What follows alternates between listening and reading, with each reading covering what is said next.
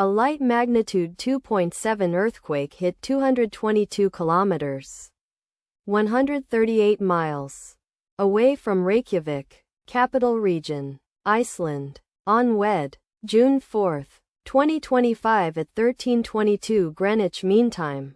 The quake had a very shallow depth of 1.1 kilometers, 0.7 miles, and was not felt, or at least not reported so. First to report, EMO after 8 minutes. The earthquake occurred 4 weeks after a magnitude 3.1 earthquake had hit on Saturday, May 10, 2025, at 9:36 a.m. local time. Atlantic, Reykjavik GMT +0.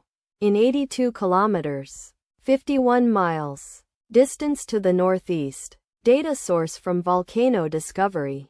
Did you feel it? Let us pray. May the earthquake that occurred not affect our brothers and sisters there. May the earthquake not happen again. And may God protect everyone. Amen.